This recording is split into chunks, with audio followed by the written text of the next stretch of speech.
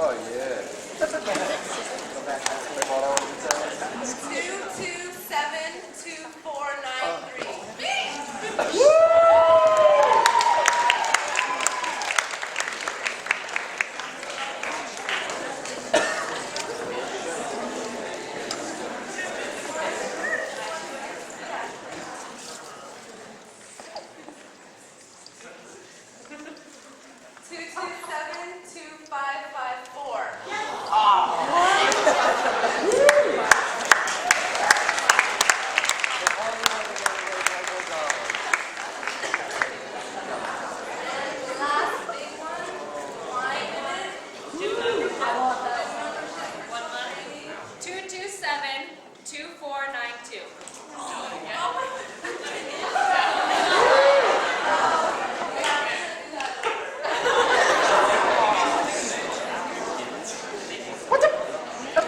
Wait, that's impossible. Okay.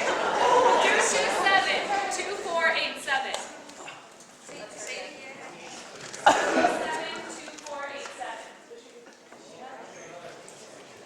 Oh. All right.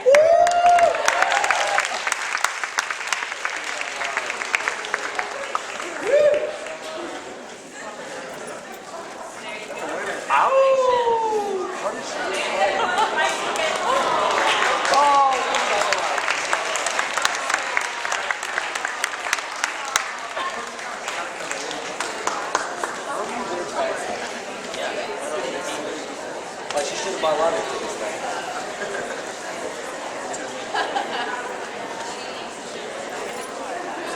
Oh, that's all.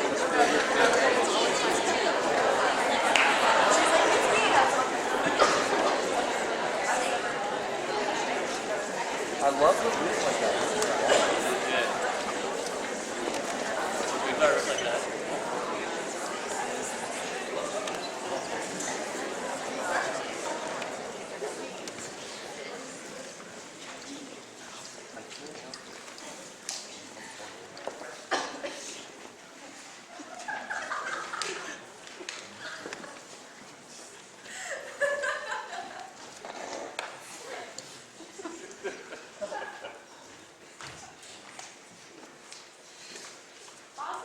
Refugees were interviewed during war in Yugoslavia in refugee camps and centers. 20 to 70,000 women were raped in the middle of Europe as a systematic tactic of war. It was shocking to see how little they did to stop it. But then again, in the United States each year, over 200,000 women are raped, which is another kind of war. This monologue is based on one woman's story. We do it tonight for her, and for the extraordinary women of Bosnia and Kosovo.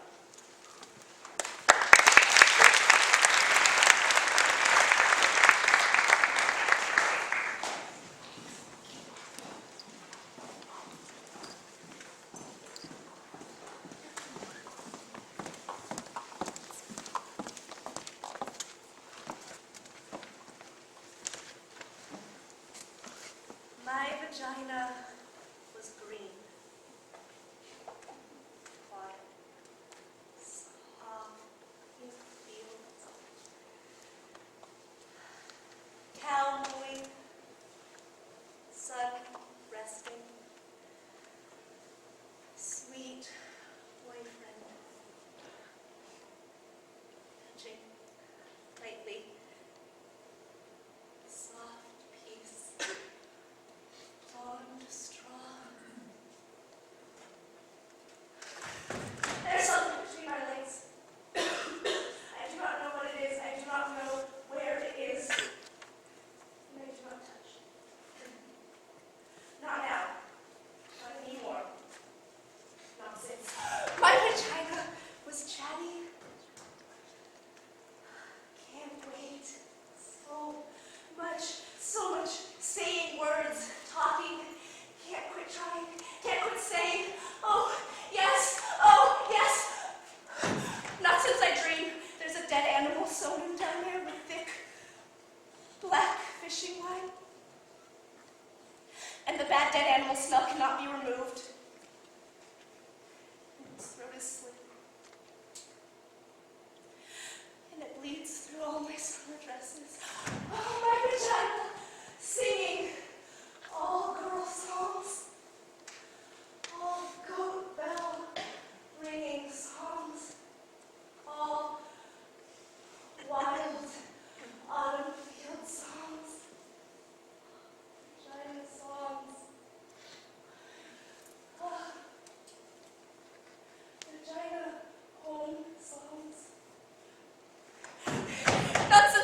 soldiers put a long, thick rifle inside of me.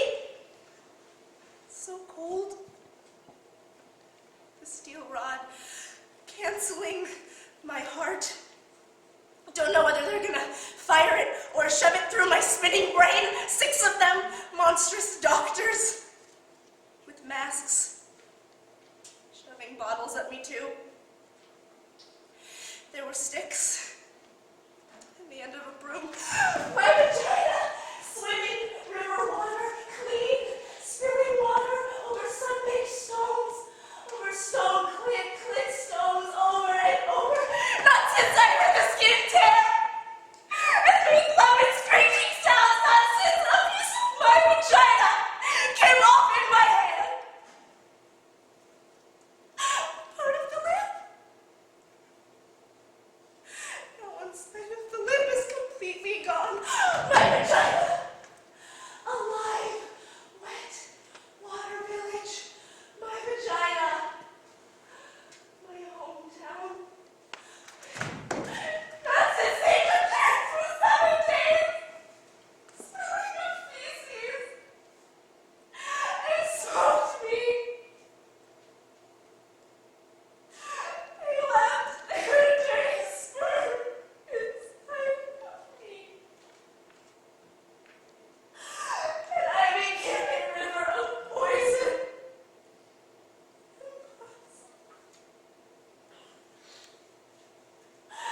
And all the crops died. Fish.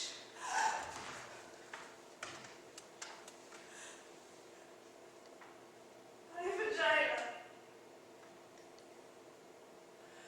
Alive. Wet. Water. Village. They invaded it. They butchered it and they burnt it down. I do not touch now. Do not visit.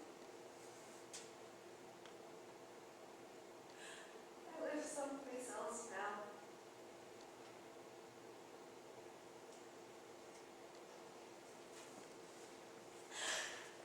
I do not know where that is.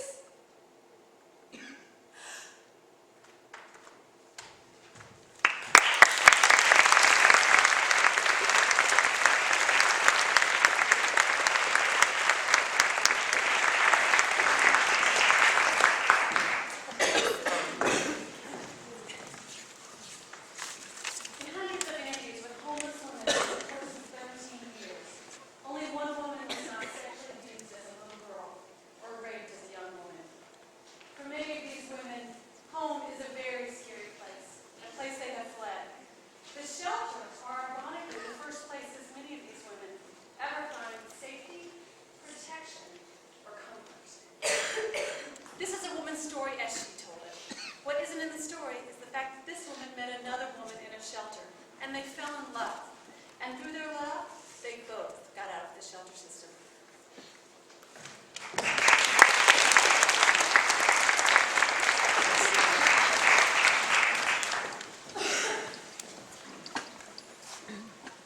Memory, December 1965, 5 years old. My mama tells me in a scary, loud, life-threatening voice to stop touching my cookie torture. I become terrified that I've scratched it off down there.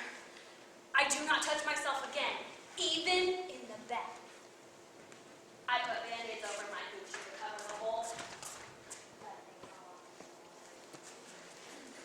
I imagine a stopper, a bathtub plug up there to prevent things from entering me. I sleep with 3 pairs of happy heart pattern cotton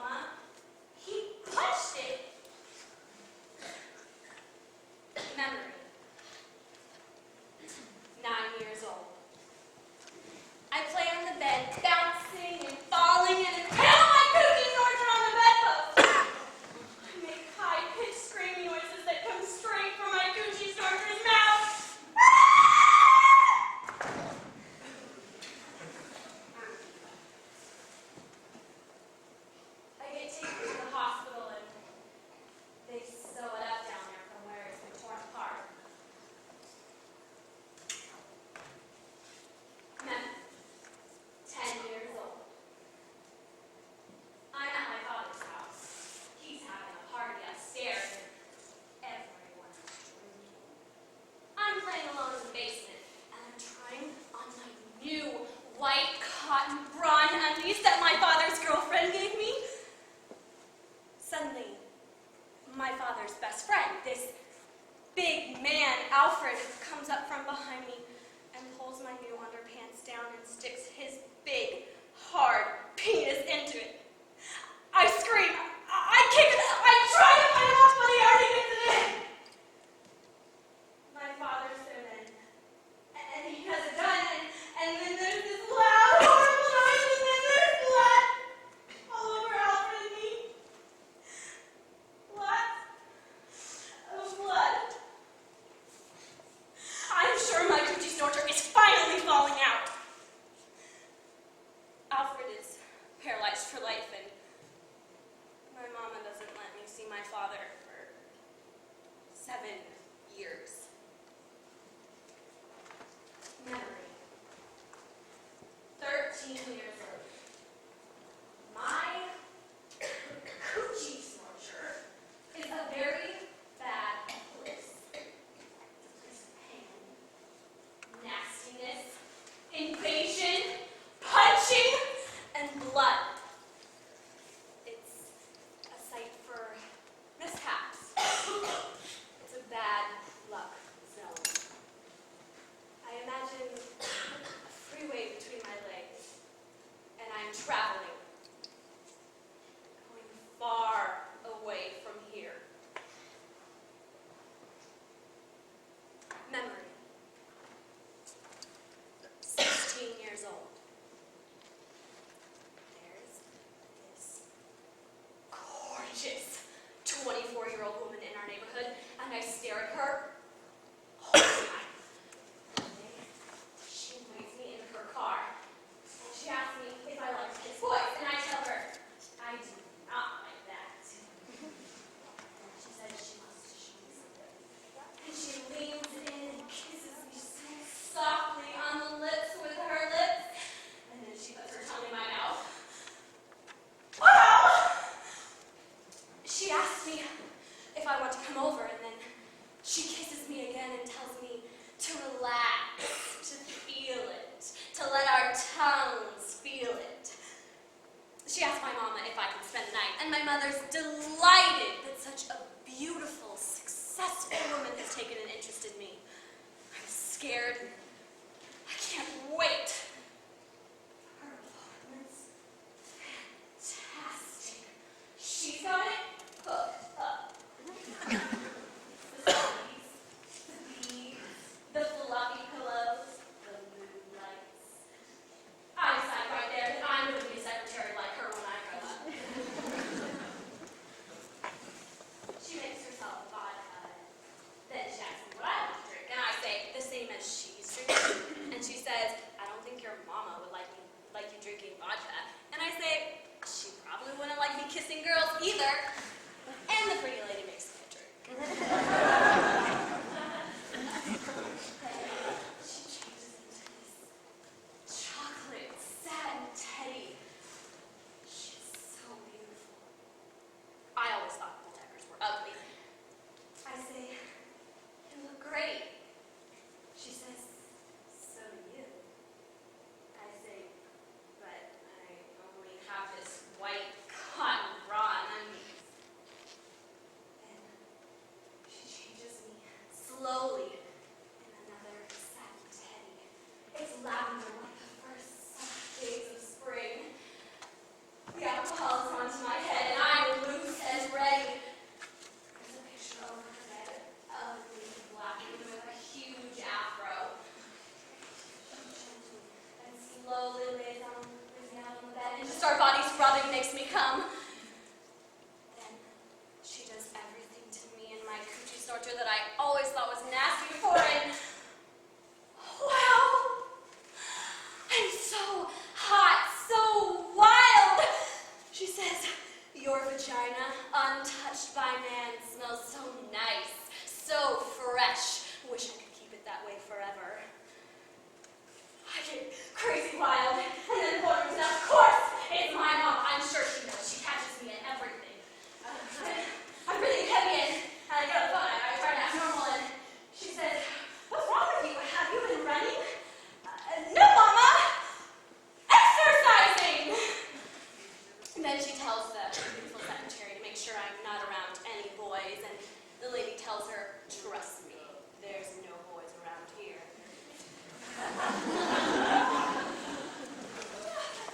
Afterwards, the gorgeous lady teaches me everything about my coochie snorcher. She makes me play with myself in front of her and teaches me all the different ways to give myself pleasure. She's very thorough. She tells me to always know how to give myself pleasure, so I'll never need to rely on a man. In the morning, I'm worried that I've become a butch because I'm so in love with her. She laughs, but I never see her again. I realize now that she was my surprising, unexpected, and politically incorrect salvation. She transformed my sorry-ass coochie snorcher and raised it into a kind of heaven.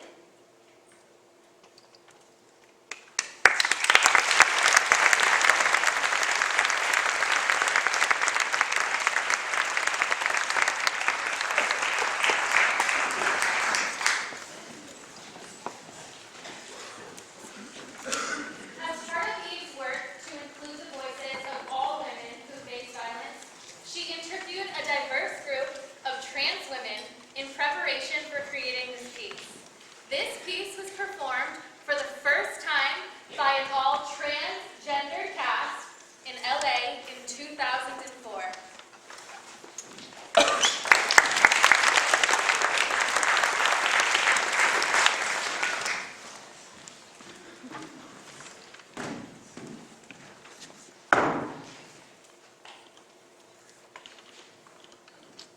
At 5 years old, I was putting on my baby sister's diapers. I saw her vagina. I wanted one. I wanted one. I thought it would grow. I thought eyes would open.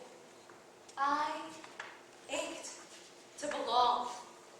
I ached to smell like my mother. Her sweet aroma lived in my hair, in my hands, in my skin. I ached to be pretty. Pretty. I was wondering where my bathing suit pop was at the beach. Why I wasn't dressed like the other girls. I ached to be complete. I ached to belong, to twirl the baton. They assigned me a sex the day I was born. It's random as being adopted or being assigned a hotel room on the 30th floor. It has nothing to do with who you are or your fear of heights. But in spite of the apparatus that I was forced to carry around, I always knew I was a girl. They beat me for it. They beat me for crying. They pummeled me for wanting to touch, to pet, to hug, to hold their hands. For trying to fly in church like Sister Petrell. For doing cartwheels. For crocheting socks. For carrying purses to kindergarten. They kicked the shit out of me every day on my way to school. In the park, they smashed my magic marker painted nails. They punched my lipstick mouth. They beat the girl out of my boy. Or so they tried. So, I went underground. Stopped playing the flute. Be a man. Go punch him back. I grew a full beard. It was good I was big. I joined the Marines. Suck it up and drive on. I became duller, jaded, sometimes cruel. Butch it up, always clenched, inaccurate, incomplete. So I ran away from home, from school, from boot camp, ran to Miami, Greenwich Village, Aleutian Islands, New Orleans. I found gay people, wilderness lesbians. Got my first hormone shot of the wishes to be myself, to transition, to travel, to immigrate. 350 hours of hot heat.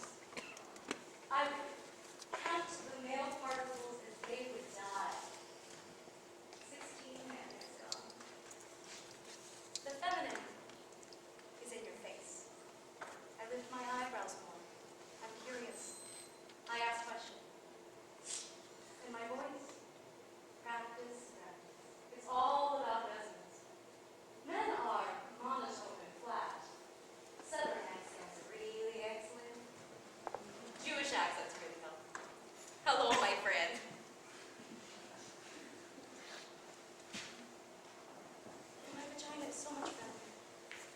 cherish it. It brings me joy.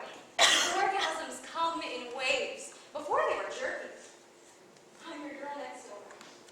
My lieutenant colonel father ended up paying for it. My vagina. My mother was worried what people would think of her. But she made this happen. Until I came to church. And everyone said that you have a beautiful daughter. I got to be soft. I am allowed to listen. I am able to receive, to be in the present tense. People are so much nicer to me now. I can wake up in the morning, put my hair up in a ponytail. A wrong was righted, and I am right with God. There's this car alarm going off when you're trying to sleep. When I got my vagina, it was like somebody finally turned it off. I live now with a female self. And you know how people feel about immigrants. They don't like it when you come from someplace else. They don't like it when you mix. They killed my boyfriend. They beat him insanely after he slept with a baseball bat. They beat this girl out of his head. They didn't want me dating a foreigner. Even though she was pretty and was kind and she listened, they didn't want me falling in love with ambiguity. They were scared to get lost. They were that terrified of love.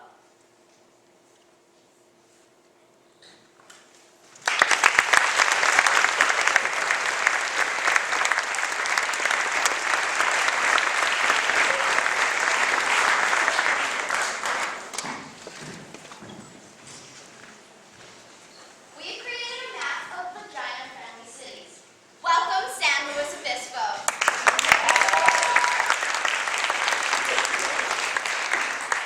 They are wild for vaginas in Pittsburgh. In fact, a woman was obsessed about a particular word, a pejorative word used to describe a vagina. Her mission was to reconceive the word.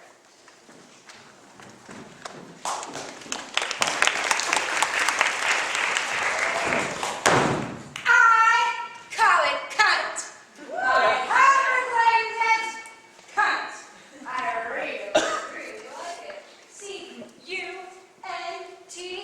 Cunt. Listen to it. Cunt. C. Cavern. Echo. Clit. Cute. Come close. See. Closed inside. Then you. Then curve. The inviting sharp skin view. Uniform. Under. Up. Urge. You. Then end. Then kind. Snug letters fitting perfectly together. End. Nest. Now. Nexus. Nice. Always depth, always round and uppercase. Cun. And a giant winged electrical pulse. And soft and warm and kind. T. Then sharp. Certain. Tangy. Texture. Take. Tent. Tight. Tantalize. Tensing. Taste. Tendrils. Time. Tactile. Tell me. Cunt. Say it with me. Thank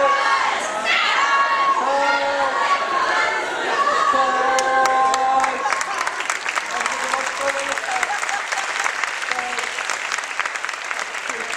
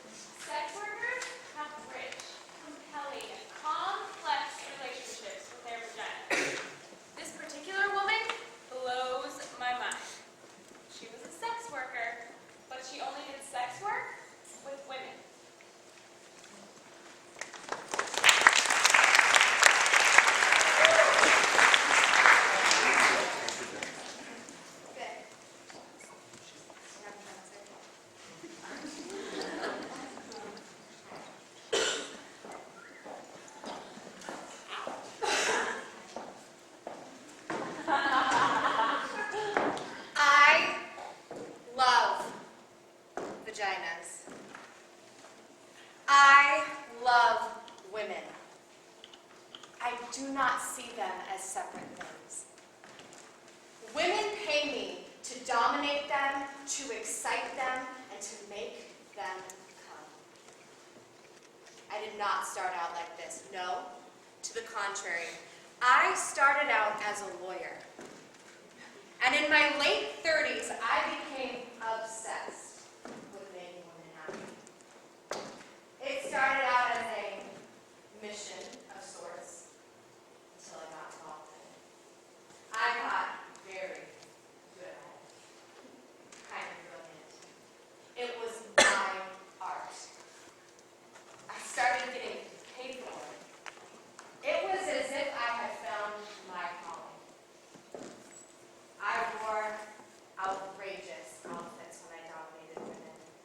I wore lace and silk and leather, and I used props. I used whips, rope, handcuffs, dildos. There was nothing like this in tax law.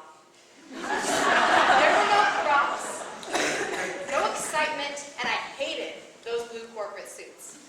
Although, I do wear them now from time to time in my new line of work, and they serve quite nicely.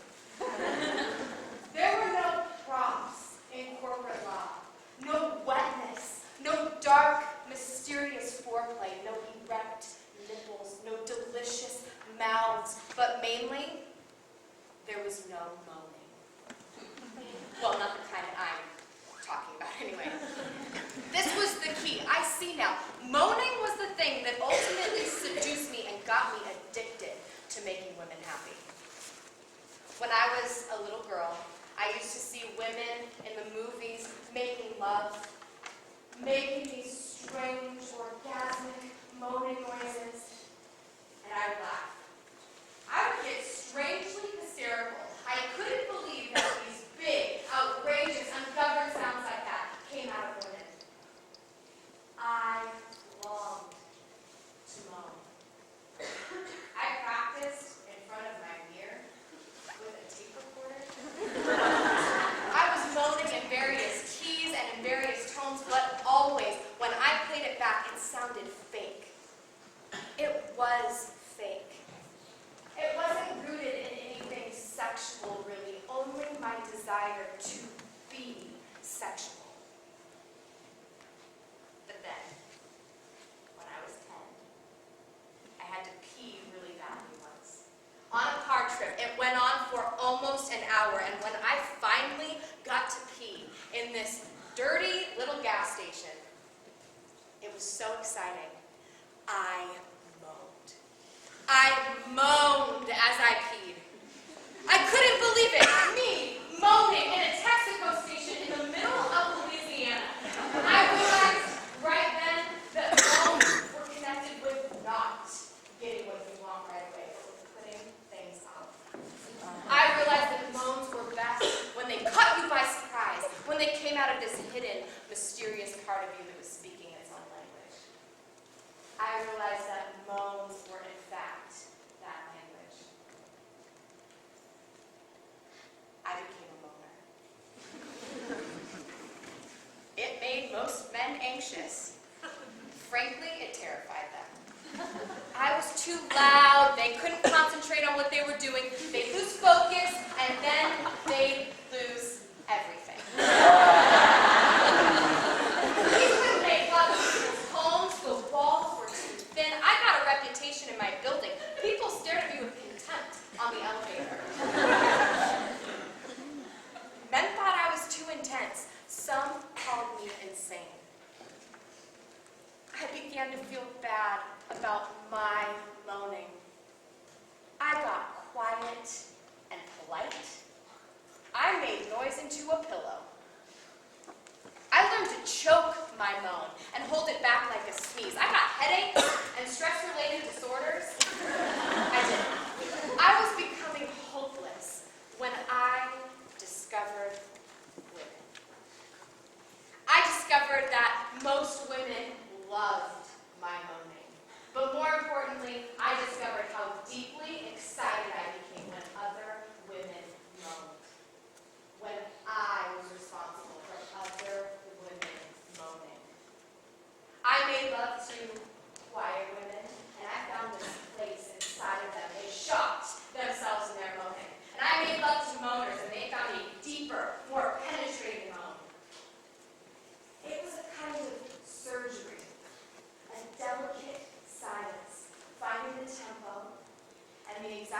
habitation, or the home of the moan, that's what I called it. Sometimes I found it over a woman's jeans.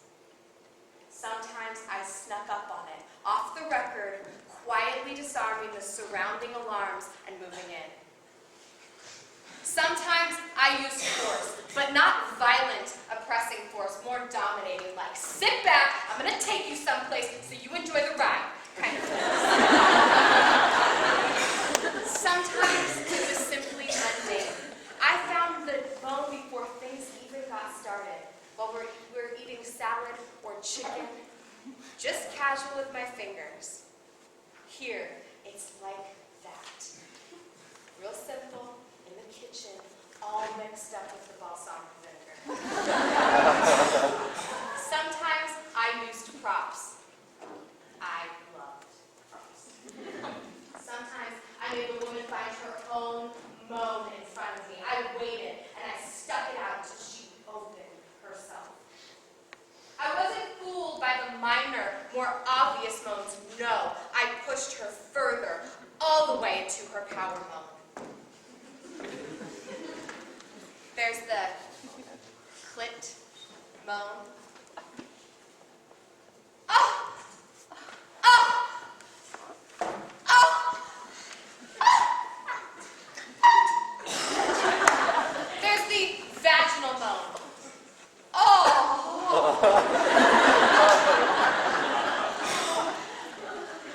There's the combo clit vaginal moan. Oh!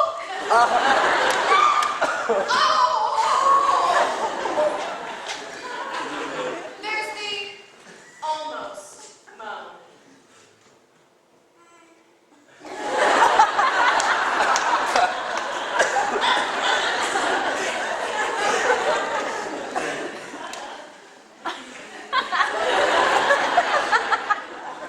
There's the right on it moan. Yeah! Yeah! Yeah! Yeah! Yeah! You're on it! Keep going! There's the elegant moan.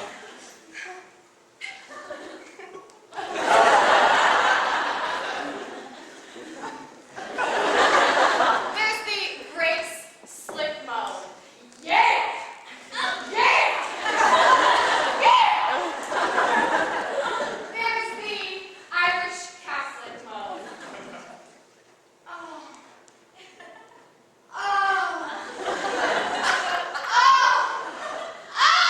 Oh, God! God! God! Forgive me!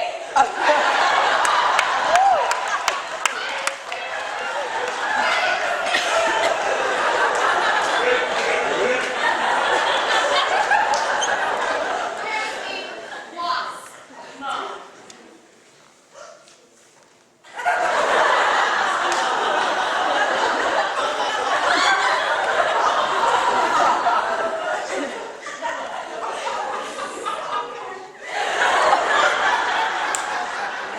There's the Jewish moan. Oh. My God. Yeah. Oh. Like that. There's the African American moan. Oh, shit.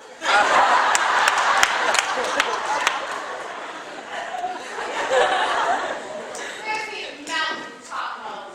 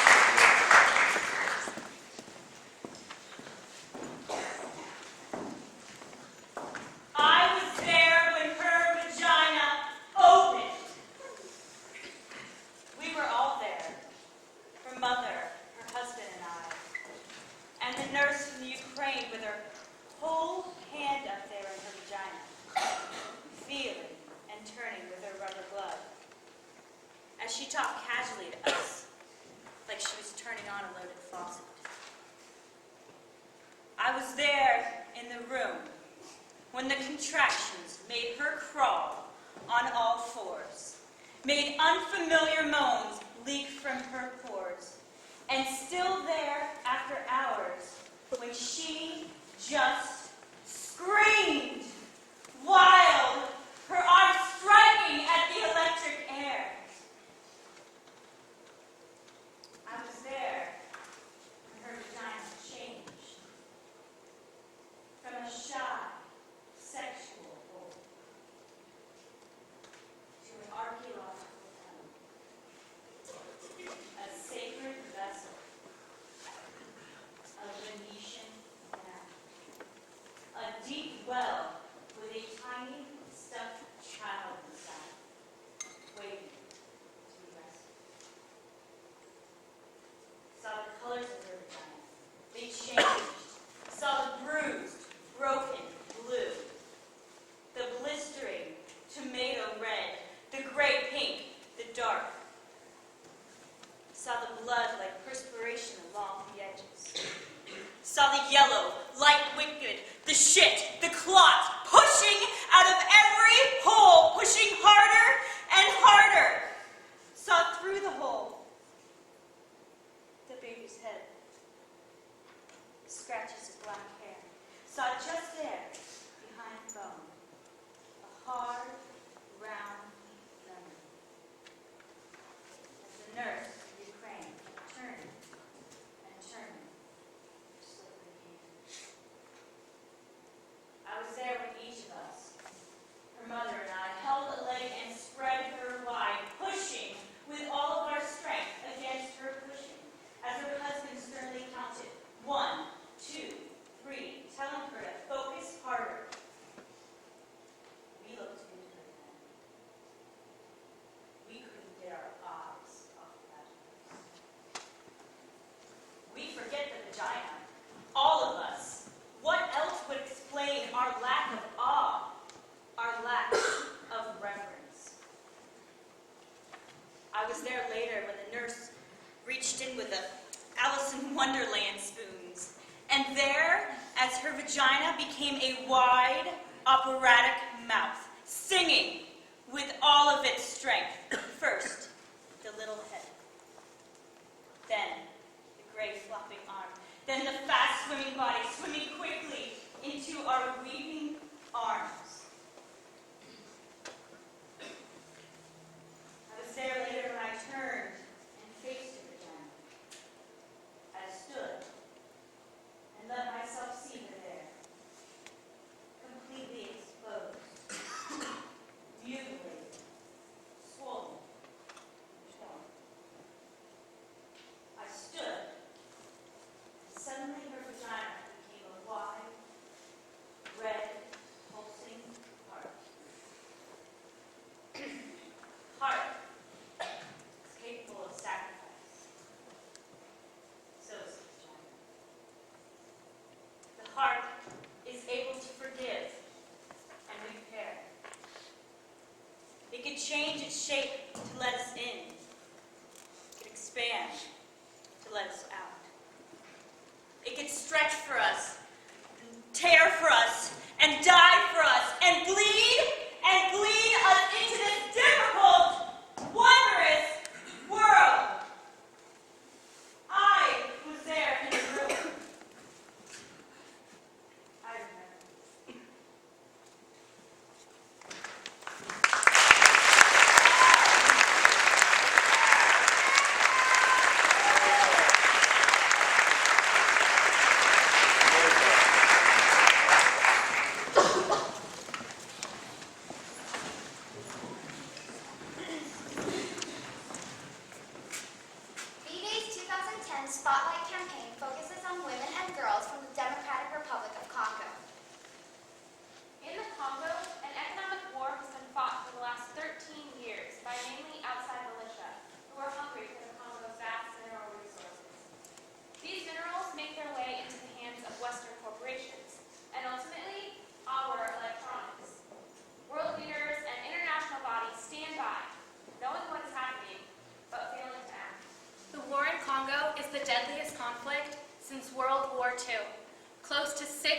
million people have been killed.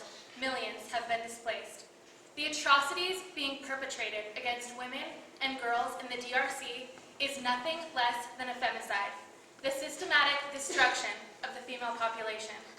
Advocates on the ground approximate that 500,000 women and girls have been raped and sexually tortured.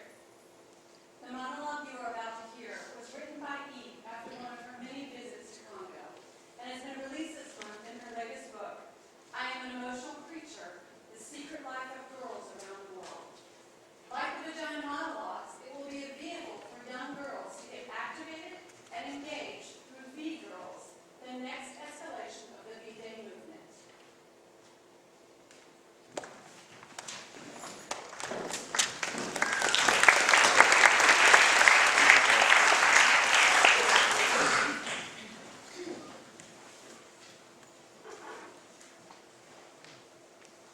I live in Bukavu, the Democratic Republic of Congo. But I think that this guide applies to any girl anywhere in the world. People ask me all the time how I survived. It wasn't that I was smarter or even stronger than anyone else. I didn't even know what I was doing. It was just that something inside me couldn't go along. My friends, they were taken at the same time as me. I don't think we'll ever get them back. Rule 1, get over that girl thing. This can't be happening to me. When it happens, and trust me, it happens to thousands of us, you won't believe it.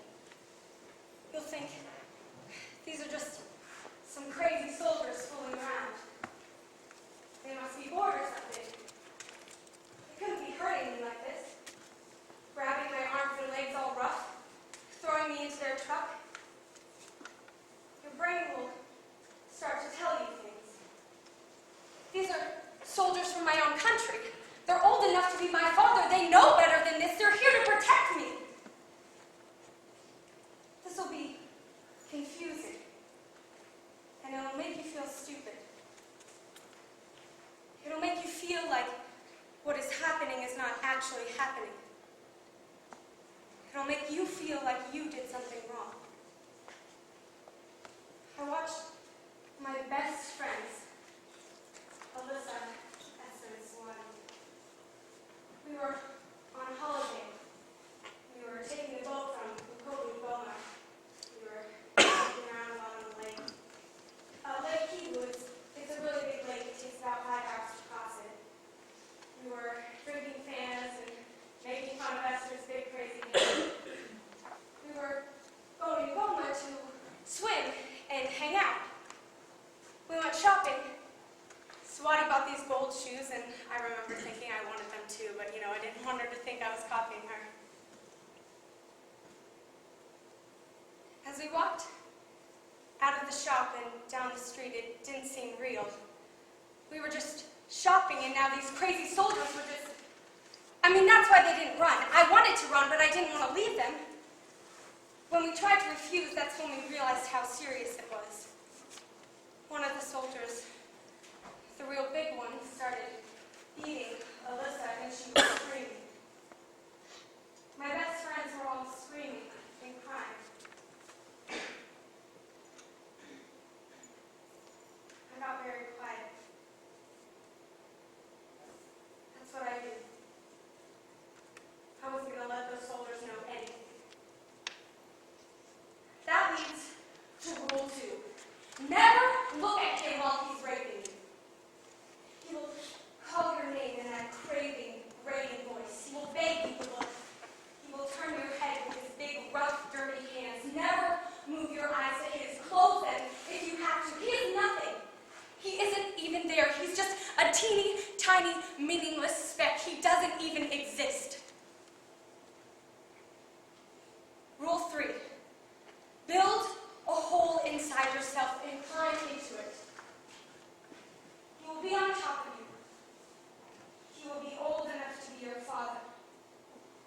He will smell like the woods, alcohol, and marijuana.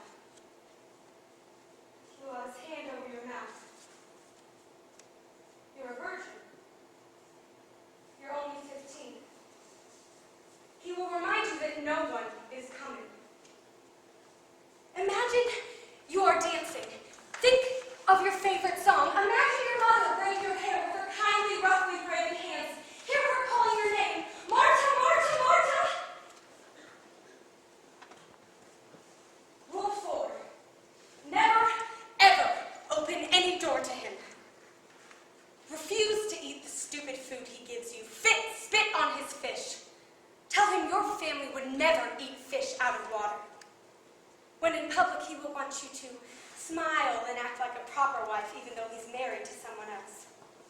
Never smile. Roll around in the dirt in that ugly, expensive tailor-made pond she bought you. Never laugh at his jokes. He will be shoving himself into you.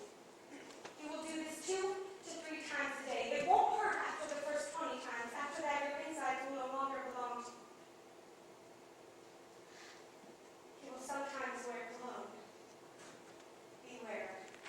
Smell will make you sympathetic. Don't give way to it. You will start to feel something from him. It's only natural after 6 months. It's nothing more than habit or accident. It has nothing to do with Claude. And by the way, don't ever use his name. Only refer to him as him or you. You move over there. You get away from me. Rule 5. His sadness is none of your business. Sometimes he will seem so sad. All of the bad things he has seen and done. You will feel sorry for him. You will start to feel all of the things he feels and doesn't do. You've been his slave now for 2 years. He will start to think, there is nothing else. This is your life.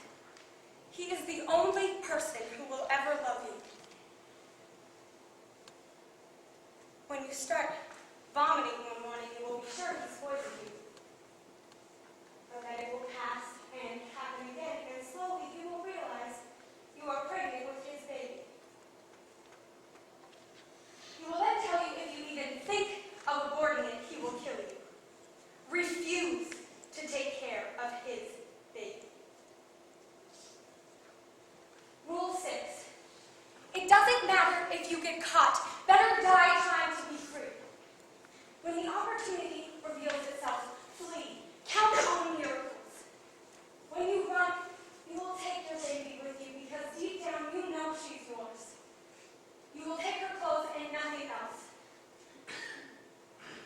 You will start to run and your legs will be strong, like a strong person's legs, and you will think clearer and better than you've ever thought before. And you will hear your mother calling you, Marta, run, run, run! And you will make the bus at the exact right moment, and you will not look out the window because you already know the 4 bodyguards that have been watching you like hawks for the last 2 years are already there. But you are deep inside your hole, and no one can see you. And you will hide inside your wall with your baby at your cousin's house, the place you were to stay on holiday. And Claude and his men will come and search and destroy everything, but your baby will not cry, and you will be invisible. And the next day you will make the boat, and as it is pulling away from the dock, you will not be breathing. And you will see Claude and his men asking and looking for you, and then someone will point to the boat, and you will know he has found you, even though you were deep inside your hole. And then the captain of the boat will be standing next to you, and he will ask you one single question. How old are you? And then you will talk as if it's the first time you've ever talked, and you will be surprised at how loud and crazy your voice sounds, and you will say things like, I'm only 17. He took me when I was 15. He raped me every day, 3 times a day. He gave me diseases and made me pregnant, and if you turn this boat back, I will throw myself into the lake. I will drown myself. I am better off dead just as long as I never have to see him again, and I will take his baby with me. And then the captain of the boat will put one hand on your shoulder, and you will see a light in his eyes that you identify as pity. And he will not turn back.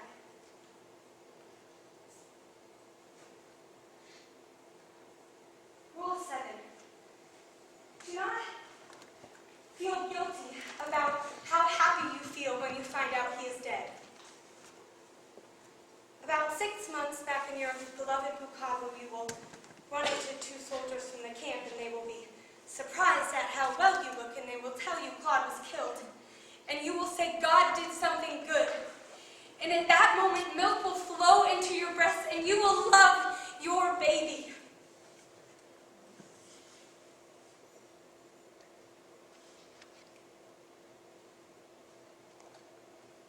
vacation for 2 days.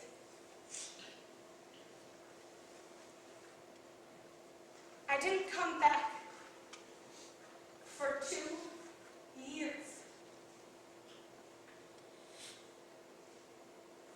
Rule 8. No one can take anything away from you if you do not give it to them. No one can take anything away from you if you do not give it to them.